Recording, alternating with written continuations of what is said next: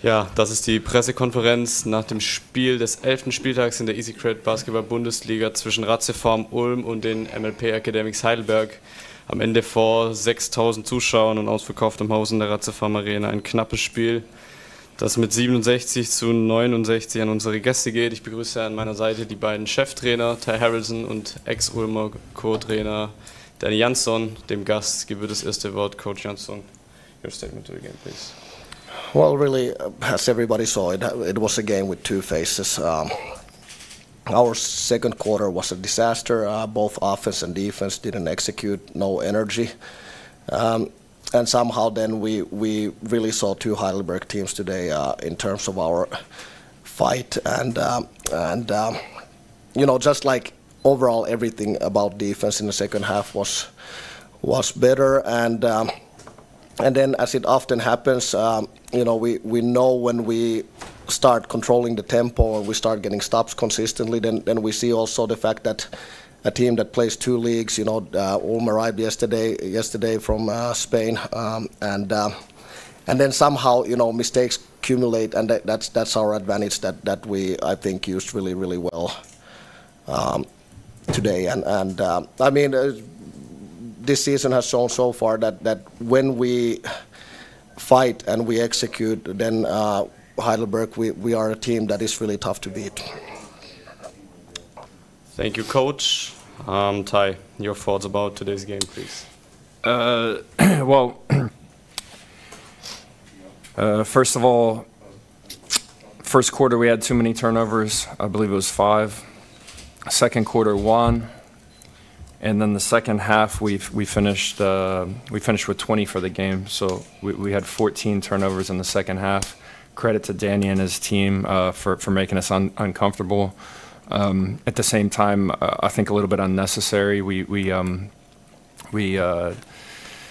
weren't very tough. I thought that they wanted it a little bit more. They didn't stop playing when we went up by 19, and I feel like our guys thought we had the game at that point. And it's a 40-minute game. Danny does a great job with his team. It's why they're now in first place. And so we have to make sure that we play 40 minutes and that we close out games. Thank you, Ty. Dann besteht jetzt die Möglichkeit für Fragen, kurzes Handzeichen bitte. Ja, Tobias Fenster. Coach Jansson, in some phases your team struggled quite a bit to defend the basket. A lot of layups, a lot of N1s. What changed there in the second half? You already talked about the effort, but what else made you help hold Ulm basically scoreless for 10 minutes, end of the third to end of the fourth quarter? I think it's... I very often talk about how our defense creates our offense. I think today the case was maybe even slightly the other way around, because the bad stretch in the second quarter, it started with like us not executing offensively and terrible shot selection, terrible possessions, and that's when Ulm, you know, got their rhythm, and then all of a sudden, like, you know, things we know. Karim, you know, like coast to coast, and all of a sudden, like, this becomes a problem again when offense didn't click.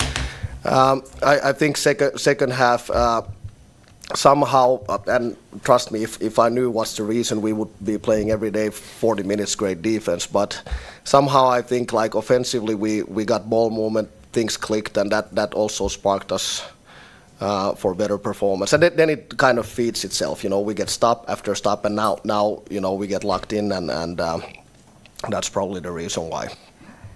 And DJ Horn obviously hit the game winner, but I felt like the defense of Weathers on ball and Osini inside were incredible. Yeah. Were they kind of your two game winners in a sense today? Yeah, and especially, like, to be honest, a couple of times how Mike, you know, rides out the screens and gets through and denies and makes a play. Like, those are just as important, you know, for the game to make those defensive plays. Like, I'm sure everybody sees DJ's last 3, which was considered game winner, but we could equally clip, you know, as you mentioned, Mike and also having similar game winners, 5-6 of them each on defense. So yes, that's a big part.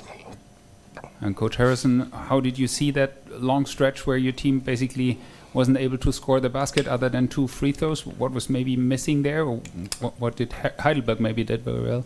Well, they went to some switching defense, and so far this season we've been really good against switching defense. We even saw it last week or earlier this week against Barcelona. We settled for a lot of outside jump shots. We stopped breaking the paint. You mentioned with your question, we got to the rim. We stopped doing it.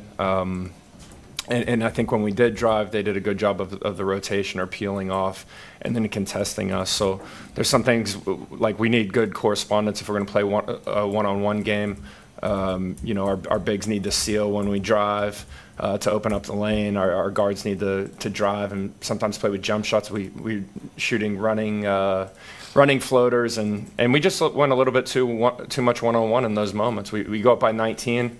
And then what happens, and Coach really mentioned it, because I feel like both teams kind of did the same thing. Like our bad offense led to their good offense or their fast break scores. And they pushed the ball, they pushed the tempo. In fact, sometimes we even stopped it, then they were getting the offensive rebound. And to me, our defense, when it was a half-court game, was pretty solid today. But our transition defense, and part of that was our poor performance on offense.